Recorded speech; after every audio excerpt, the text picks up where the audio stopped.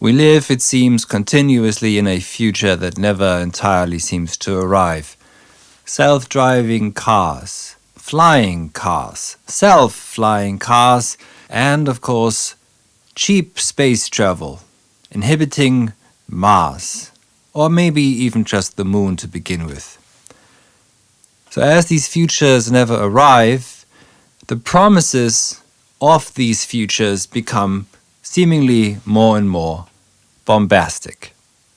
One of the most prominent voices in the space of making such promises of the future is Elon Musk, who, with his ascendancy to a state bureaucrat in the future and second Trump presidency, will want to proclaim ever louder that civilization, humanity must become interplanetary.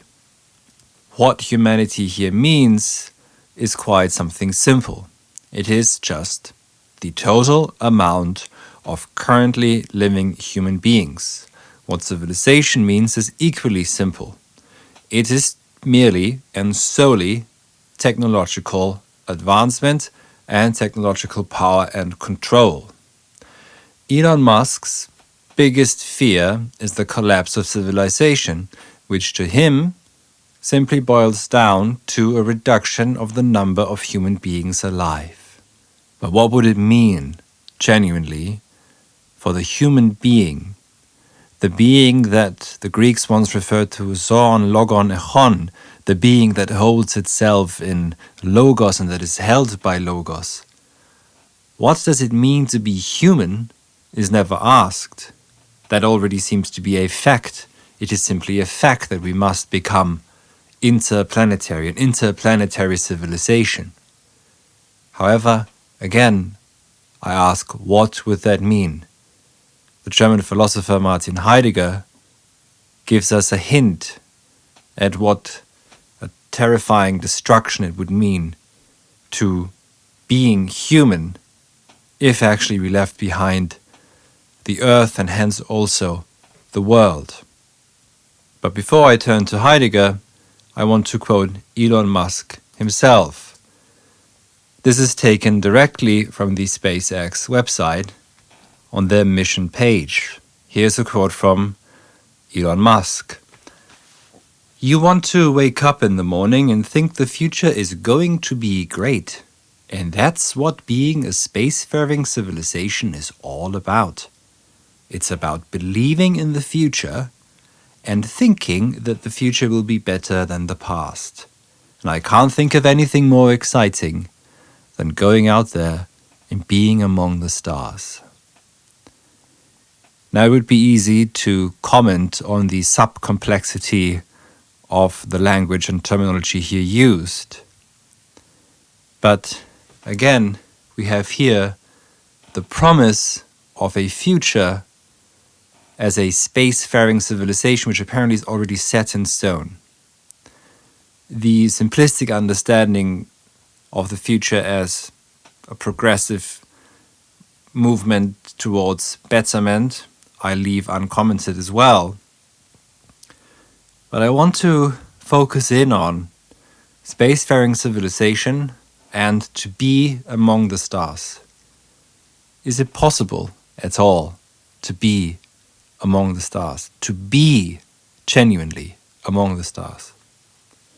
Here's what Heidegger had to say. And note that what I'm about to quote from Martin Heidegger is taken from an essay on language, on the essence of language and the relationship between poetry and thinking.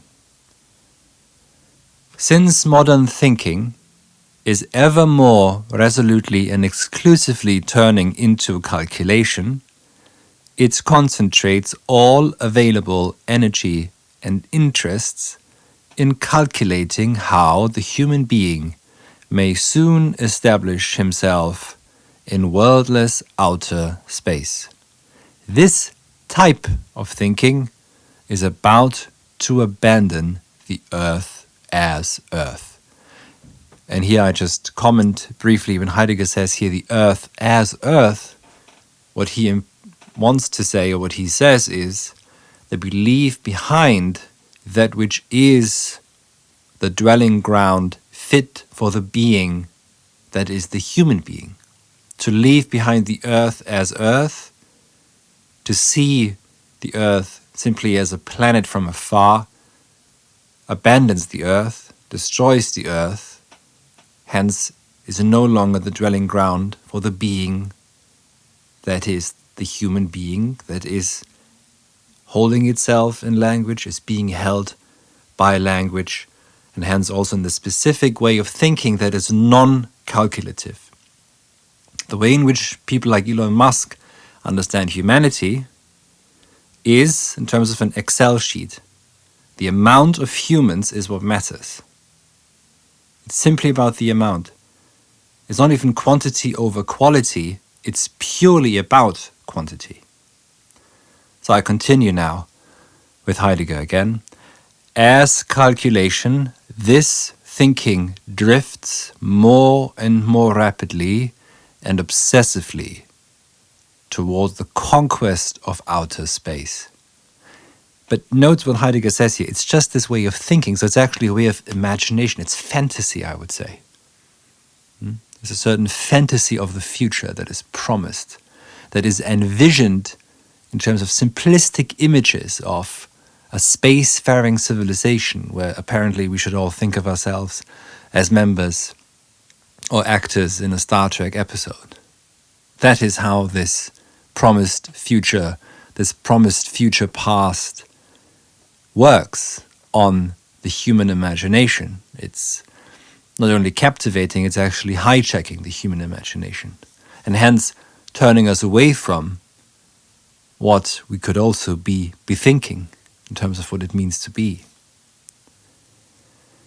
So this type of thinking is itself already the explosion of a power that could blast everything to nothingness. All the rest that follows from such thinking, the technical processes and the functioning of the doomsday machinery, would merely be the final sinister dispatch of madness into senselessness.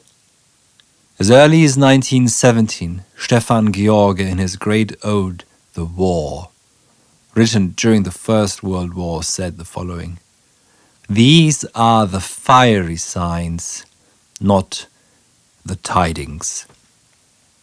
Now I shall leave aside here that fire is the attribute of a certain god, and that very likely Stefan George has this god in mind. For those who are listening, perhaps you understand what I'm trying to say. The madness of senselessness is visible, sensible, hearable, audible to anyone who still has some sense left in the shallow, hollow words of Elon Musk that promise an empty future that is never to arrive, that cannot even arrive, because if the future is anything, then it arrives out of itself by itself. So, what we perhaps can also see that the great poets and thinkers of the early 20th century who witnessed the great wars,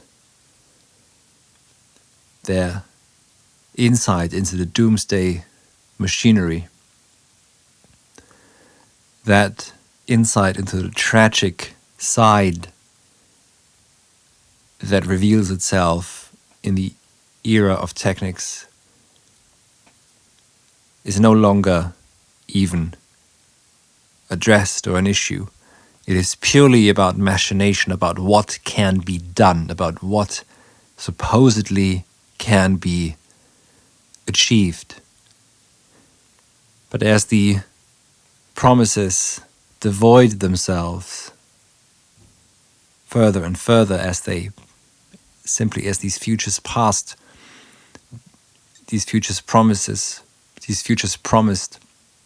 do not come to pass, as they become futures past ever more quickly, there's also a hollowing out of the presence and of that which has been. We have already left the earth as earth behind, it seems, disappearing into the void of a historyless, fateless, destinyless, mechanized, great big wheelwork uncannily turning around itself for the sake only of turning around itself, as Heidegger refers to it. The will to will that must ultimately will its own destruction if ever it is to have a genuine aim left.